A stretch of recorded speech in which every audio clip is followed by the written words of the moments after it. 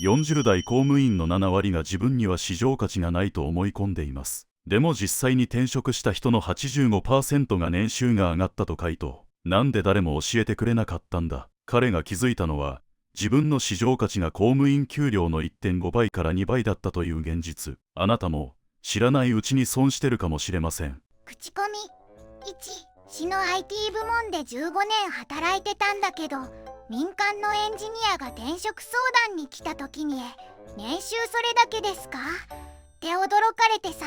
彼は28歳で年収680万、俺42歳で620万。その瞬間目が覚めた。ヘッドハンティングで民間 IT 企業に転職して初年度から830万提示された。同期3人に報告したら裏切り者って言われたけど、もう知らん。お前らは定年まで安月給で頑張ってくれや。お疲れ様です。転ばぬ先の杖チャンネルです。今日は自分の市場価値に気づいた瞬間をテーマとした40代公務員退職者の口コミを紹介します。口コミ2、公務員と民間の生涯賃金の差を見てみた。40代公務員の平均年収は680万円。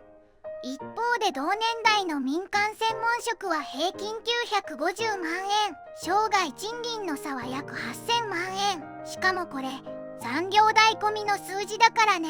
公務員は安定って言うけど、安定して搾取されてるだけ。一時停止してよく見てほしい。愕然とするから。口コミ3、店長で橋梁設計22年やってた。ある日民間コンサルの社長がうちで年収800万出すから来ないかって。公務員は680万程度で頭打ち。しかもあなたの設計実績業界では有名ですよと言われて初めて気づいた。俺評価されてたんだと退職届でしたら上司が恩をあだで返すのかってマジで笑った。23年間残業代ゼロで働いてきた俺に何言ってんだ。今は年収850万で、しかも定時退社。最高だわ。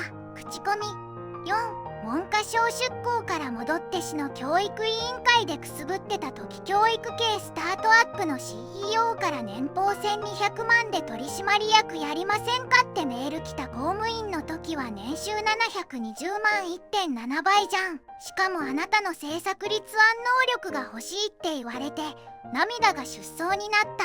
20年間誰も評価してくれなかったのに、退職したら同僚5人からもったいないって勝手に言ってろ。今は毎日ワクワクしながら仕事してる。文科省出向から戻って市の教育委員会でいぶってた時、教育系スタートアップの CEO から年俸1200万で取締役やりませんかってメール来た。公務員は年収720万 1.7 倍じゃん。しかもあなたの政策立案能力が欲しいって言われて涙が出走になった。20年間誰も評価してくれなかったのに、退職したら同僚5人からもったいないって勝手に言ってろ。今は毎日ワクワクしながら仕事してる。口コミ5、財政破綻寸前の自治体で 20% 減俸。40歳で手取り22万。同期5人中4人が辞めた。自治体の破綻リスクを一度確認してほしい。全国で財政危機状態の自治体は87団体。うちもその一つだった。前は安定を信じてたけど、今は転職して月給45万。沈む船にしがみついてる元同僚、頑張ってな。俺はもう関係ないから。財政破綻寸前の自治体で 20% 減俸。40歳で手取り22万。同期5人中4人が辞めた。自治体の破綻リスクを一度確認してほしい。全国で財政危機状態の自治体は87団体。うちもその一つだった。前は安定を信じてたけど、今は転職して月給45万。沈む船にしがみついてる元同僚、頑張ってな。俺はもう関係ないから。口コミ6、市役所の福祉課で16年、月平均80時間残業。クレーム対応で精神科通い。年収は580万で昇給年5000円。 NPO 法人の理事から専門知識を生かして年収700万でどうですかって誘われた時、マジで嬉しかった。公務員なんて専門性ゼロだと思ってたから、退職後3ヶ月で心療内科卒業。上司には公務員辞めるなんて頭おかしいって言われたけど、好きに言わせとけばいい。俺は人生取り戻した。口コミ。7、市役所国際科で12年、TOEIC950 点、英語中国語スペイン語ができる。年収は600万。外資系から年収1100万で国際部門マネージャーやりませんかってオファー来た時、正直震えた。公務員で語学なんて趣味扱いだったのに、退職したら課長が語学できるやつなんていくらでもいるって。だったらさっさと雇えばいいじゃん。今は年収1150万。海外出張月2回。人生変わった。市役所国際科で12年、TOEIC950 点、英語中国語スペイン語ができる。年収は600万。外資系から年収1100万で国際部門マネージャーやりませんかってオファー来た時、正直震えた。公務員で語学なんて趣味扱いだったのに、退職したら課長が語学できるやつなんていくらでもいるって。だったらさっさと雇えばいいじゃん。今は年収1150万。海外出張月2回。人生変わった。口コミ。8、自治体 DX 推進室で2年。前職は民間 SE。公務員年収680万。IT 企業3社から DX 経験者。年収900万1000万って引き抜き、ある社長が公務員の DX 経験は希少価値ですって言った瞬間、あ、そうかと。民間戻ったら初年度950万、2年目で1080万。公務員時代の同僚が金の亡者って SNS で愚痴ってたけど、別にええわ。お前らは紙とハンコで一生やっとけ。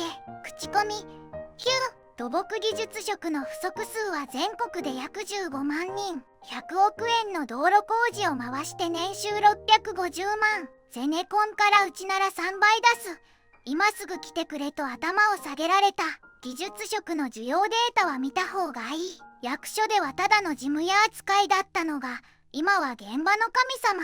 民間は実力主義で気持ちいい。決断して正解だった。口コミ。週1日平均150人の窓口対応。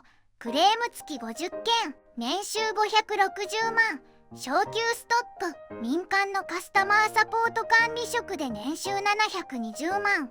リモート化って内定もらった時泣いた。窓口経験13年は貴重って言われて初めて評価された気がした。辞めたら課長が誰でもできる仕事なのにって。だったらお前がやれって話。今は在宅勤務で年収750万。もう二度と戻らん。口コミ。11、環境部門14年。博士号持ち。年収680万で昇給見込みなし。環境コンサルから年収950万。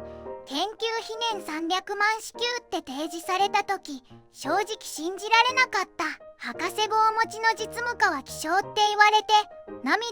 公務員では学歴なんて関係ないって言われ続けてたから、退職したら上司が研究したいなら大学行けってバカじゃねえの。今は年収1020万。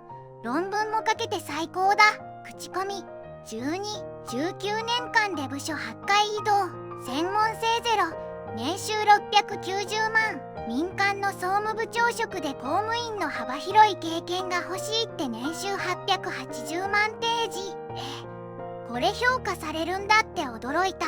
転職したら公務員出身者は信頼できるって社長に言われて初めて自分の価値に気づいた。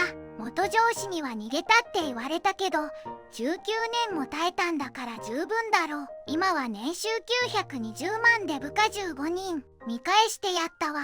口コミ。